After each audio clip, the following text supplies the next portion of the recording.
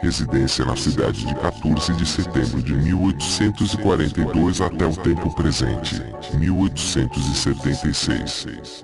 Depois de várias buscas infrutíferas em Surrey e em outros lugares, encontramos esta casa e a compramos.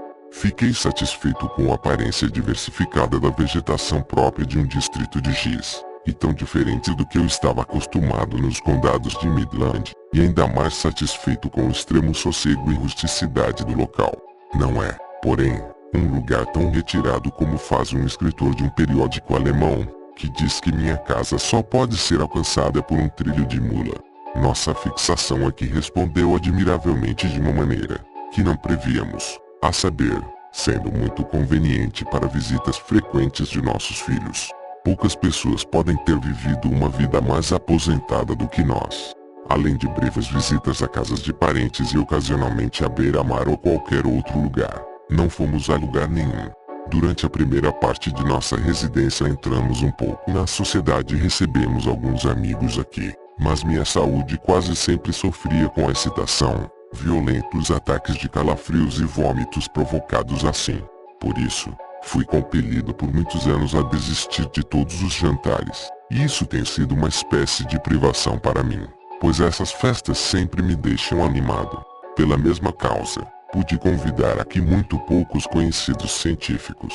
Meu principal prazer e único emprego ao longo da vida foi o trabalho científico, e a empolgação com esse trabalho faz com que eu esqueça, ou afaste totalmente, meu desconforto diário. Não tenho, portanto, nada para registrar durante o resto de minha vida, exceto a publicação de meus vários livros. Talvez valha a pena dar alguns detalhes sobre como eles surgiram. Minhas várias publicações.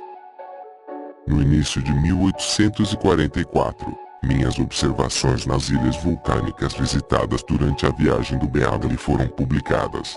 Em 1845, me esforcei muito para corrigir uma nova edição de meu jornal Wolf Resiaches, que foi originalmente publicado em 1839 como parte do trabalho de Fitzroy. O sucesso deste, meu primeiro filho literário, sempre faz cócegas em minha vaidade mais do que em qualquer um dos meus outros livros. Até hoje ele é vendido continuamente na Inglaterra e nos Estados Unidos, e foi traduzido pela segunda vez para o alemão e para o francês e outras línguas. É surpreendente o sucesso de um livro de viagens, especialmente de científico, tantos anos depois de sua primeira publicação. 10.000 cópias foram vendidas na Inglaterra da segunda edição. Em 1846, minhas observações geológicas na América do Sul foram publicadas. Registro em um pequeno diário, que sempre mantive, que meus 3 livros geológicos, Coral Reefs incluídos, consumiram 4 anos e meio de trabalho constante, e agora se passaram 10 anos desde meu retorno à Inglaterra. Quanto tempo perdi por doença? Não tenho nada a dizer sobre esses 3 livros, exceto que, para minha surpresa, novas edições foram solicitadas recentemente. Observações Geológicas, segunda edição, 1876. Recifes de Coral, segunda edição, 1874. Em outubro de 1846, comecei a trabalhar na Cirripedia, quando na costa do Chile encontrei uma forma muito curiosa, que se enterrou nas conchas das concholepas, e que diferia tanto de todos os outros cirrípedes que tive que formar uma nova subordem para sua única recepção. Recentemente, um gênero aliado de escavação foi encontrado nas costas de Portugal. Para compreender a estrutura do meu novo cirrípede, tive de examinar e dissecar muitas das formas comuns. E isso gradualmente me levou a ocupar todo o grupo. Trabalhei constantemente neste assunto nos 8 anos seguintes e, por fim, publiquei 2 volumes grossos, publicado pela High Society, descrevendo todas as espécies vivas conhecidas e 2/4 finos sobre as espécies extintas.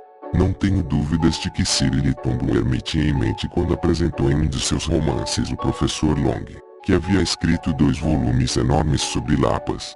Embora eu tenha trabalhado durante 8 anos neste trabalho, ainda assim registro em meu diário que cerca de 2 anos desse tempo foram perdidos por doença.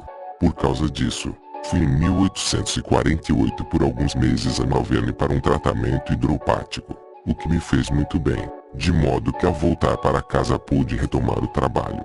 Eu estava tão doente que, quando meu querido pai morreu em 13 de novembro de 1848, não pude comparecer ao funeral ou atuar como um de seus executores do testamento.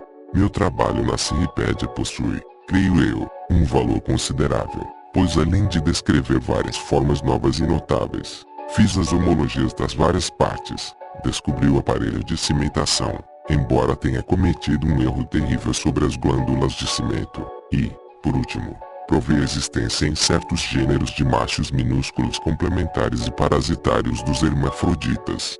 Esta última descoberta foi finalmente confirmada, embora em certa época um escritor alemão tivesse o prazer de atribuir todo o relato à minha imaginação fértil. Os cirrípedes formam um grupo de espécies altamente variável e difícil de classificar, e meu trabalho foi de considerável utilidade para mim, quando tive de discutir na origem das espécies os princípios de uma classificação natural. No entanto, duvido que o trabalho tenha valido o consumo de tanto tempo.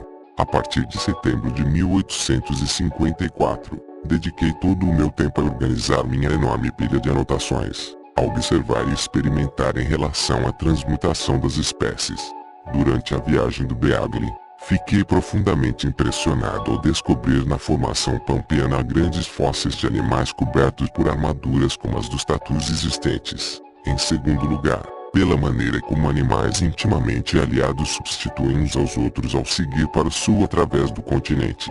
E em terceiro lugar, pelo caráter sul-americano da maioria das produções do arquipélago de Galápagos, e mais especialmente pela maneira como diferem ligeiramente em cada ilha do grupo. Nenhuma das ilhas parece ser muito antiga no sentido geológico.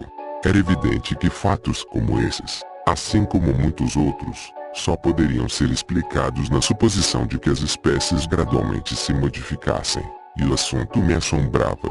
Mas era igualmente evidente que nem a ação das condições circundantes, nem a vontade dos organismos, especialmente no caso das plantas, poderiam explicar os inúmeros casos em que organismos de todos os tipos são lindamente adaptados aos seus hábitos de vida, pois por exemplo, um pica-pau ou uma perereca para subir em árvores, ou uma semente para se dispersar por ganchos ou plumas. Sempre fiquei muito impressionado com essas adaptações e, até que pudessem ser explicadas, parecia-me quase inútil tentar provar por evidências indiretas que as espécies foram modificadas.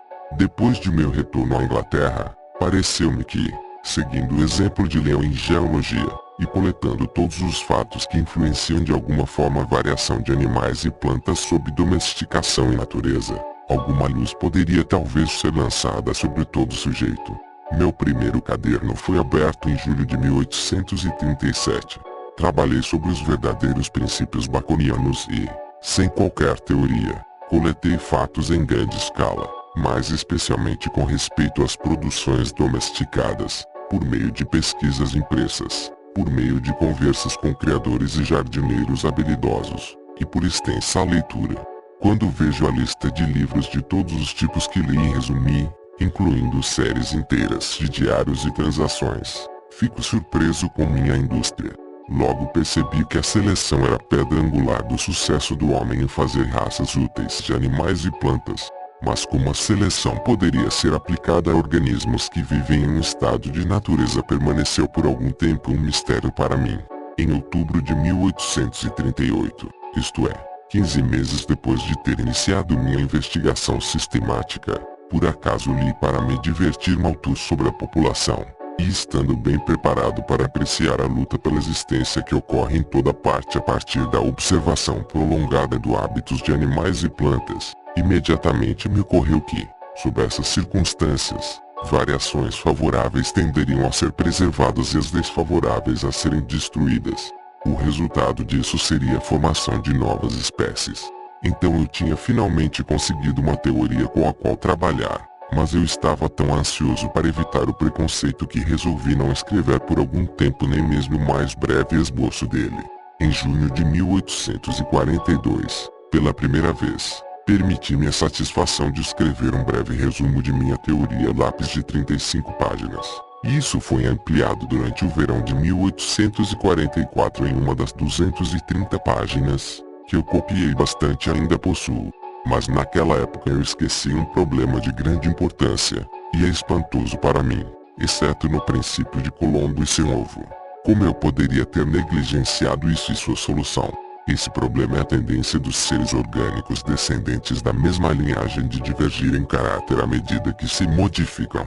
Que eles divergem muito é óbvio pela maneira como espécies de todos os tipos podem ser classificadas em gêneros, gêneros em famílias, famílias em subordens e assim por diante. E posso me lembrar do ponto exato na estrada, enquanto estava em minha carruagem, quando para minha alegria a solução me ocorreu. E isso foi muito depois de eu ter vindo para Dawn. A solução, creio eu, é que a prole modificada de todas as formas dominantes e crescentes tende a se adaptar a muitos lugares altamente diversificados na economia da natureza. No início de 1856, Leão me aconselhou a escrever minhas opiniões de forma bastante completa, e comecei imediatamente a fazê-lo em uma escala 3 ou 4 vezes mais extensa do que a que foi seguida posteriormente em minha Origem das Espécies. No entanto, era apenas um resumo dos materiais que eu havia coletado e consegui realizar cerca de metade do trabalho nessa escala. Mas meus planos foram destruídos, pois no início do verão de 1858 o Sr. Wallace, que então estava no arquipélago malaio, enviou-me um ensaio sobre a tendência das variedades para se afastarem indefinidamente do tipo original. E este ensaio continha exatamente a mesma teoria que a minha. O Sr. Wallace expressou o desejo de que, se eu considerasse bem seu ensaio, o enviasse a Lieu para leitura. Há circunstâncias sob as quais consenti, a pedido de Lieu e Oquer, de permitir um resumo do meu manuscrito, juntamente com uma carta para Azagrai, datada de 5 de setembro de 1857, a ser publicada ao mesmo tempo com o ensaio de Wallace, são fornecidas no Journal of the Proceedings of the Linnean Society, 1858, página 45. A princípio, eu não estava muito disposto a consentir, pois pensei que o Sr. Wallace poderia considerar meu ato injustificável, pois eu não sabia então quão generoso e nobre era sua disposição. O extrato do meu MS. E a carta para Azagrai não tinha a intenção de ser publicada e estava mal escrita. O ensaio do Sr. Wallace, por outro lado, foi admiravelmente expresso e bastante claro. No entanto, nossas produções conjuntas atraíram muito pouca atenção, e a única notícia publicada delas de que me lembro foi o professor Alton, de Dublin, cujo veredicto foi que tudo o que havia de novo nelas era falso e o que era verdadeiro era antigo. Isso mostra como é necessário que qualquer nova visão seja explicada com bastante profundidade para despertar a atenção do público. Em setembro de 1858, comecei a trabalhar sob o forte conselho de Lieu e Oquer para preparar um volume sobre a transmutação das espécies, mas era frequentemente interrompido por problemas de saúde e visitas curtas ao delicioso estabelecimento hidropático do Dr. Lane em Moor Park. Eu abstraio o MS. Começou em uma escala muito maior em 1856 e completou o volume na mesma escala reduzida. Custou-me 13 meses e 10 dias de trabalho duro. Foi publicado sob o título de Origem das Espécies em novembro de 1859, embora consideravelmente acrescentado e corrigido nas edições posteriores. Permaneceu substancialmente o mesmo livro. Sem dúvida é o principal trabalho da minha vida. Foi desde o início um grande sucesso. A primeira pequena edição de 1.250 exemplares foi vendida no dia da publicação, e uma segunda edição de 3.000 exemplares logo depois. 16.000 cópias já foram vendidas. 1876, na Inglaterra. E considerando o quão duro é um livro, esta é uma grande venda. Ele foi traduzido para quase todas as línguas europeias, até mesmo para idiomas como espanhol, boêmio, polonês e russo. Também foi, de acordo com Miss Bide, traduzido para o japonês. Miss Bide está enganada, como aprendi com o professor Mitsukuri, FD, e é muito estudado. Até um ensaio em hebraico apareceu sobre ele, mostrando que a teoria está contida no Antigo Testamento.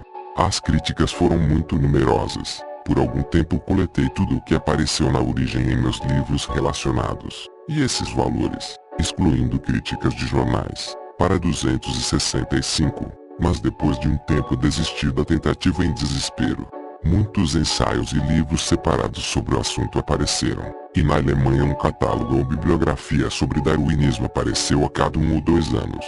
O sucesso da origem pode, penso eu, ser atribuído em grande parte ao fato de eu ter escrito muito antes 2 esboços condensados, e de ter finalmente abstraído um manuscrito muito maior, que era em si um abstrato. Dessa forma, fui capaz de selecionar os fatos e conclusões mais impressionantes. Eu havia, também, durante muitos anos seguido uma regra de ouro, a saber que sempre que um fato publicado, uma nova observação ou pensamento me ocorresse, que se opusesse aos meus resultados gerais, fazer um memorando dele sem falhar e de uma vez, pois descobri por experiência que tais fatos e pensamentos eram muito mais capazes de escapar da memória do que os favoráveis. Devido a esse hábito, muito poucas objeções foram levantadas contra meus pontos de vista, as quais eu não tinha pelo menos percebido e tentado responder. Já se disse algumas vezes que o sucesso da origem provou que o assunto estava no ar ou que as mentes dos homens estavam preparadas para ele. Não acho que isso seja estritamente verdade, pois ocasionalmente soei como alguns naturalistas e nunca encontrei um único que parecesse duvidar da permanência das espécies. Até Leo e Ocker, embora me escutassem com interesse, nunca pareceram concordar. Tentei 1 ou 2 vezes explicar a homens capazes o que quis dizer com seleção natural, mas falhei notavelmente. O que eu acredito que seja estritamente verdade é que inúmeros fatos bem observados foram armazenados nas mentes dos naturalistas prontos para tomar seus devidos lugares assim que qualquer teoria que os recebesse fosse suficientemente explicada. Outro elemento do sucesso do livro foi seu tamanho moderado, e isso deveu ao aparecimento do ensaio do Sr. Wallace. Se eu tivesse publicado na escala em que comecei a escrever em 1856, o livro teria sido 4 ou 5 vezes maior que a origem e muito poucos teriam tido paciência para lê-lo. Ganhei muito com meu atraso na publicação de cerca de 1839, quando a teoria foi claramente concebida, até 1859, e nada perdi com isso, pois pouco me importava se os homens atribuíam mais originalidade a mim ou a Wallace, e seu ensaio sem dúvida ajudou na recepção da teoria. Fui impedido em apenas um ponto importante, que minha vaidade sempre me fez lamentar, a saber, a explicação por meio do período glacial da presença das mesmas espécies de plantas e de alguns poucos animais em cumes de montanhas distantes e nas regiões do Ártico. Essa visão me agradou tanto que eu a escrevi na íntegra, e acredito que foi lida por Ocker alguns anos antes de Forbes publicar suas célebres memórias, Geologue Surveyman, 1846, sobre o assunto. Nos pouquíssimos pontos em que divergíamos, ainda acho que estava certo. É claro que nunca fiz alusão ao fato de eu ter elaborado essa visão de forma independente. Quase nenhum ponto me deu tanta satisfação quando eu estava trabalhando na origem, como a explicação da ampla diferença em muitas classes entre o embrião e o animal adulto, e da semelhança íntima dos embriões dentro da mesma classe. Nenhum aviso desta semelhança dos embriões dentro da mesma classe. Nenhum comentário foi dado a esse ponto, pelo que eu me lembro, nas primeiras resenhas da origem, e lembro-me de expressar minha surpresa sobre esse assunto em uma carta a Asa Gray. Nos últimos anos, vários revisores deram todo o crédito a Fritz Müller e a Kell, que sem dúvida o desenvolveram de maneira muito mais completa e, em alguns aspectos, mais corretamente do que eu. Eu tinha materiais para um capítulo inteiro sobre o assunto e deveria ter prolongado a discussão, pois é claro que não consegui impressionar meus leitores, e quem consegue fazer isso merece, em minha opinião, todo o crédito. Isso me leva a observar que quase sempre fui tratado com honestidade por meus revisores, ignorando aqueles sem conhecimento científico como não sendo dignos de nota. Muitas vezes minhas opiniões foram grosseiramente deturpadas, duramente contestadas e ridicularizadas, mas isso geralmente tem sido feito, como acredito, de boa fé. No geral, não tenho dúvidas de que minhas obras foram continuamente elogiadas em excesso. Alegro-me por ter evitado controvérsias, e isso devo a Leo, que muitos anos atrás, em referência aos meus trabalhos geológicos, aconselhou-me veementemente a nunca me envolver em uma controvérsia, pois raramente faz bem e causa uma perda miserável de tempo e temperamento. Sempre que descobri que errei ou que meu trabalho foi imperfeito, e quando fui criticado com desprezo, e mesmo quando fui superestimado, de modo que me senti mortificado, foi meu maior conforto dizer centenas de vezes para mim mesmo que trabalhei tão duro e tão bem quanto pude, e nenhum homem pode fazer mais do que isso. Lembro-me quando em Goa Success By, na Terra do Fogo, pensando, e, creio, que escrevi para casa nesse sentido, que não poderia empregar melhor minha vida do que acrescentar um pouco às ciências naturais. Fiz isso com o melhor de minhas habilidades, e os críticos podem dizer o que quiserem, mas não podem destruir essa convicção. Durante os 2 últimos meses de 1859, estive totalmente ocupado na preparação de uma segunda edição da Origem em uma enorme correspondência. Em 1º de janeiro de 1860, comecei a organizar minhas notas para meu trabalho sobre a variação de animais e plantas sob domesticação, mas não foi publicado até o início de 1868. O atraso foi causado em parte por doenças frequentes, uma das quais durou 7 meses, e em parte pela tentação de publicar sobre outros assuntos que na época me interessavam mais.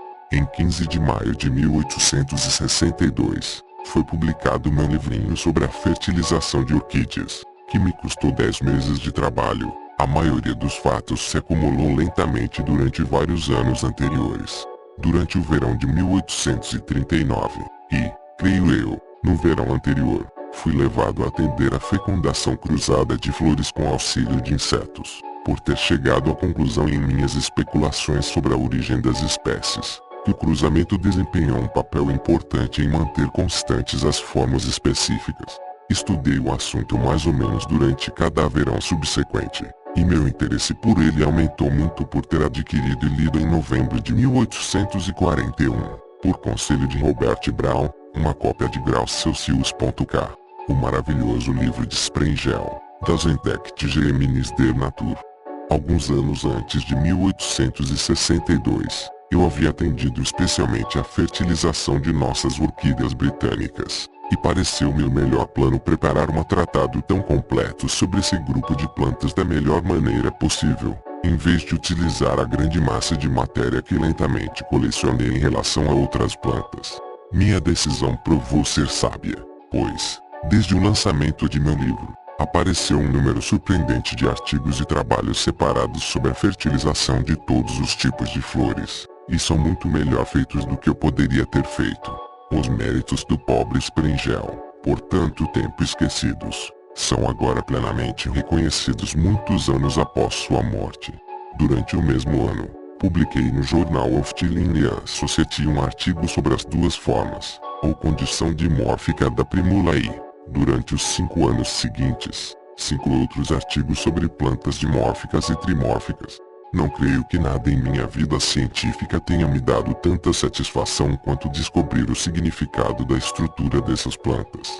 Eu havia notado em 1838 ou 1839 o dimorfismo de Linumflaum, e a princípio pensei que era apenas um caso de variabilidade sem sentido. Mas, ao examinar as espécies comuns de primula, descobri que as 2 formas eram regulares e constantes demais para serem assim visualizadas. Portanto, fiquei quase convencido de que a primula e a primula comuns estavam no caminho certo para se tornar dioicas, que o pistilo curto em uma forma e os estames curtos na outra forma tendiam ao aborto.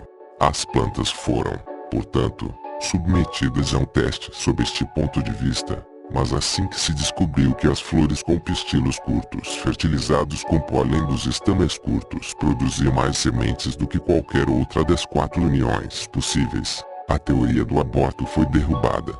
Depois de alguns experimentos adicionais, tornou-se evidente que as 2 formas, embora ambas fossem hermafroditas perfeitas, tinham quase a mesma relação entre os ciclos 2 sexos de um animal comum.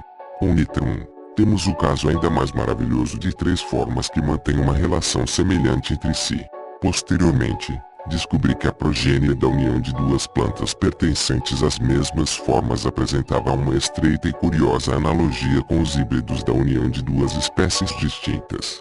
No outono de 1864 terminei um longo artigo sobre plantas trepadeiras e o enviei para a Linear Society. A redação deste artigo me custou 4 meses, Mas eu estava tão mal quando recebi as provas que fui forçado a deixá-las muito mal e muitas vezes obscuramente expressas. O jornal foi pouco notado, mas quando em 1875 foi corrigido e publicado como um livro separado, vendeu bem. Fui levado a retomar este assunto lendo um pequeno artigo de Asa Gray, publicado em 1858. Ele me enviou sementes e, ao cultivar algumas plantas, fiquei tão fascinado e perplexo com os movimentos giratórios das gavinhas e caules, cujos movimentos são realmente muito simples, embora pareçam à primeira vista muito complexos, que comprei vários outros tipos de plantas trepadeiras e estudei todo o assunto. Fiquei ainda mais atraído por ela, por não estar nada satisfeito com a explicação que Sloan nos deu em suas palestras, sobre plantas entrelaçadas, a saber, que elas tinham uma tendência natural para crescer em uma torre. Essa explicação se mostrou totalmente errada. Algumas das adaptações apresentadas pelas plantas trepadeiras são tão bonitas quanto as das orquídeas para garantir a fecundação cruzada. Minha variação de animais e plantas sob domesticação começou, como já foi dito, no início de 1860, mas não foi publicada até o início de 1868. Era um grande livro e me custou 4 anos e 2 meses de trabalho duro. Dá todas as minhas observações e um imenso número de fatos coletados de várias fontes, sobre nossas produções domésticas. No segundo volume, as causas e leis da variação, herança etc., são discutidas até onde nosso estado atual de conhecimento permite. Perto do final do trabalho, apresento minha bem abusada hipótese de pangênese. Uma hipótese não verificada tem pouco ou nenhum valor, mas se daqui em diante alguém for levado a fazer observações pelas quais alguma dessas hipóteses possa ser estabelecida, terei prestado um bom serviço, visto que um número surpreendente de fatos isolados pode ser assim conectados e tornados inteligíveis. Em 1875, foi lançada uma segunda edição amplamente corrigida, que me custou muito trabalho. Meu Descent of Man foi publicado em fevereiro de 1871. Assim que me convenci, no ano de 1837 ou 1838, de que as espécies eram produções mutáveis, não pude evitar a crença de que o homem deve obedecer à mesma lei. Consequentemente, coletei notas sobre o assunto para minha própria satisfação, e não por muito tempo com a intenção de publicar. Embora na origem das espécies nunca se discuta a derivação de qualquer espécie em particular, achei melhor, para que nenhum homem honrado me acusasse de ocultar minhas opiniões, acrescentar que pelo trabalho luz seria lançada a origem do homem e sua história. Teria sido inútil e prejudicial para o sucesso do livro ter desfilado, sem dar qualquer prova, minha convicção a respeito de sua origem. Mas quando descobri que muitos naturalistas aceitavam plenamente a doutrina da evolução das espécies, pareceu-me aconselhável trabalhar as notas que eu possuía e publicar um tratado especial sobre a origem do homem. Fiquei ainda mais feliz em fazê-lo, pois me deu a oportunidade de discutir amplamente a seleção sexual, um assunto que sempre me interessou muito. Este assunto, e o da variação de nossas produções domésticas, juntamente com as causas e leis de variação, herança e entrecruzamento de plantas, são os únicos assuntos sobre os quais pude escrever na íntegra, de modo a usar todos os materiais que recolhi.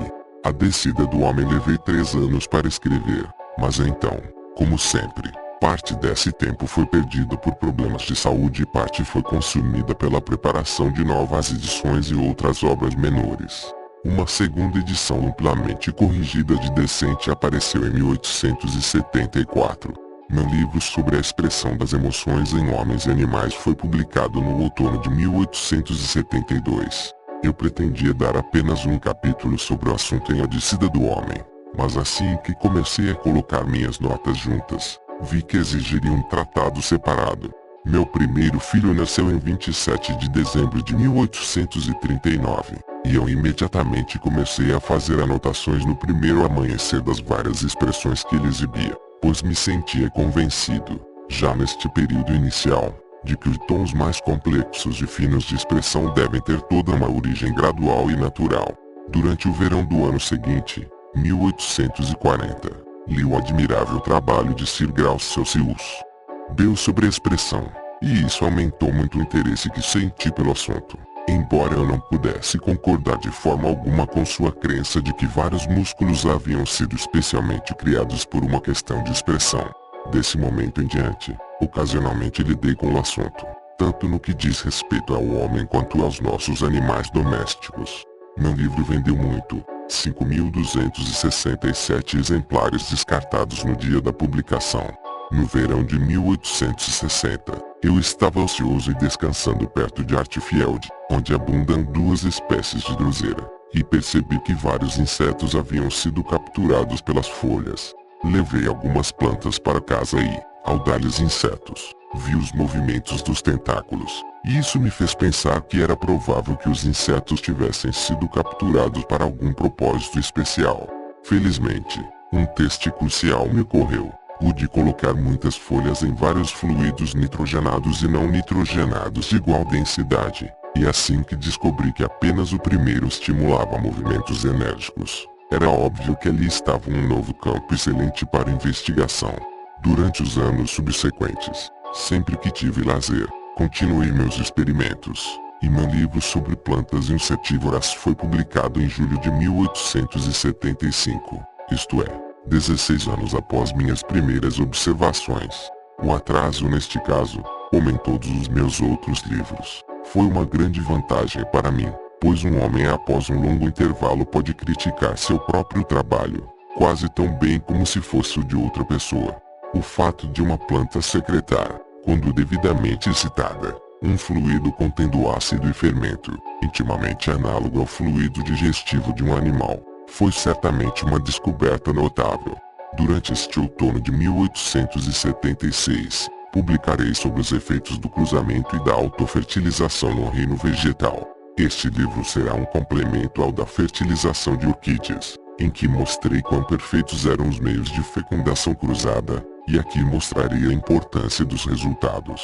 Fui levado a fazer, durante 11 anos, os numerosos experimentos registrados neste volume, por uma mera observação acidental, e, de fato, exigiu que o acidente se repetisse antes que minha atenção fosse totalmente despertada para o fato notável de que as mudas de linhagem autofecundadas são inferiores, mesmo na primeira geração, em altura e vigor, a mudas de linhagem cruzada. Espero também republicar uma edição revisada de meu livro sobre orquídeas e, a partir de agora, meus artigos sobre plantas dimórficas e trimórficas, junto com algumas observações adicionais sobre pontos relacionados que nunca tive tempo de organizar. Provavelmente então minhas forças se esgotarão e estarei pronto para exclamar nunc dimittis.